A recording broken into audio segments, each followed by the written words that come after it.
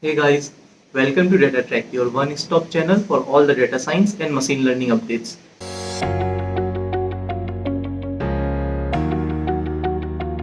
In today's video, we will look at extension of logistic regression to multi-class classification problem.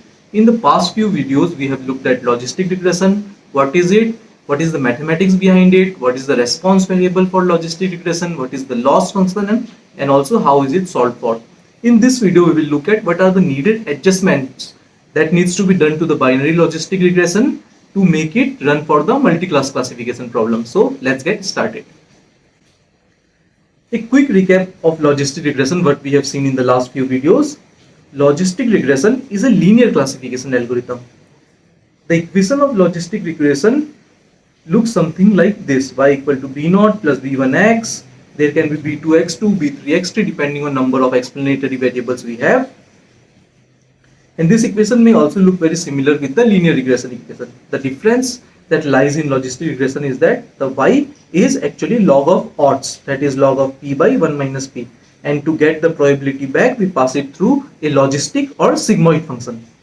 One thing that we had already discussed was the sigmoid is a non-linear function, but still we say that logistic regression is a linear classification algorithm. And the reason is that the modeling happens in a way that the log of odds is a linear function of explanatory variables.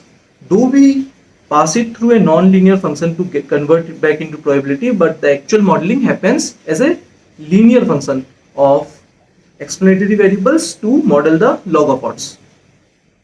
And it can be used in this kind of problems where we have lot of mails and we need to classify it into spam or non-spam. And few more details about logistic regression. The response variable for logistic regression is log of odds, because log of odds is continuous and unbounded in the range of negative infinity to plus infinity. To get the probability back, we pass the log of odds through a sigmoid or logistic function, and that is where it gets its name, logistic regression.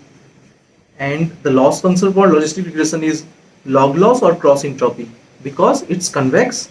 And to minimize the loss function, we saw that the closed form solution or analytical solution doesn't exist.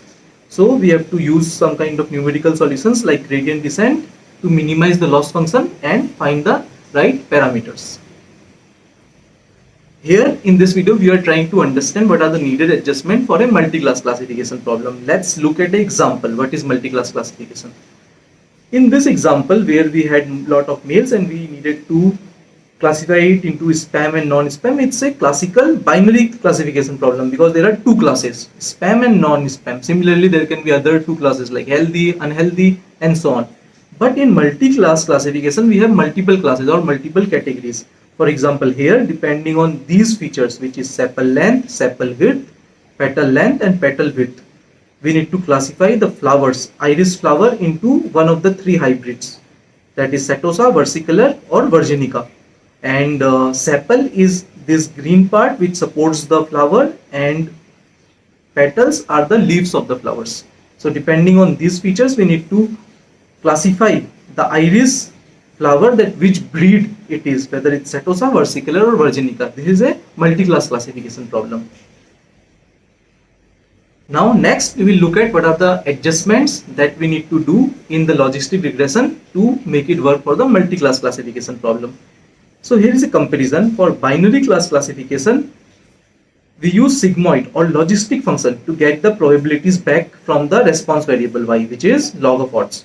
So we pass the log of odds through a sigmoid function and we get the probability of positive class, and probability of the negative class becomes 1 minus p. And for binary class classification, there are only two classes, positive or negative, spam, non-spam, healthy, unhealthy, and so on. But in multi-class classification, we have a softmax function. For there can be multiple classes and each class will produce an output, and that output is passed through a softmax function which act as a normalization and convert each of the class scores into probabilities, such that if we add those probabilities, it will sum up to 1. So for multi-class classification, softmax function is used instead of logistic or sigmoid function that is used in binary class classification. Another difference between binary class classification and multi-class classification is the way modeling happens. Suppose I have features x1, x2 up to xm, then for each of the feature we need to learn a coefficient. So we have to learn a beta, and depending on this beta, one output is produced which we call log of odds, that is passed through a sigmoid function, and then we use cross entropy, binary cross entropy loss to retune these betas to find the right values for them. So basically there is one beta that is learned per feature for a binary class classification. But in case of multi-class classification, each class has its own set of betas. That is, each class has its own hyperplane. Each class will learn its coefficient, produce a value, pass it through a softmax function which will act as a normalization layer, produce the probabilities which adds up to 1, and the instance get classified to the class with the highest probability. So in binary class classification there is one beta learned per feature, but in multi-class classification there is one beta learned per feature per class. So in that way it's more powerful. There are more hyperplanes per class or category. So concluding everything that we have seen in this video, logistic regression gets the name logistic due to the use of logistic or sigmoid function. For logistic regression multi-class classification problem, we use a softmax function, not the logistic or sigmoid function. So it's also called softmax regression, and it's also referred as multinomial logistic regression. And in binary classification problem, to get the probability back, we use a sigmoid function, while in case of multi-class classification, each class has its own hyperplane, each class produces its own output which is converted into probability using a softmax function. So this is the difference between binary class classification and multi-class classification related to logistic regression. Interestingly, there is one more way in which we can solve a multi-class classification problem with logistic regression. The idea is that we can convert the problem into a binary classification problem. If we have n classes, there will be NC2 number of classifiers. Between every two combination of classes, there will be a classifier, and an instance will get classified to a class winning maximum number of votes. And the other way is one versus rest. In one versus rest, if we have n classes, there will be n classifiers, where one classifier is created per class. So differentiation is done between a class and rest all the classes, remaining classes, and an instance get classified to one of the classes where it has the highest probability in that one versus rest classifier. So with that, we come to an end of this video where we looked at what are the adjustments needed to be done in a binary logistic regression to solve multi-class classification problem using a multinomial logistic regression.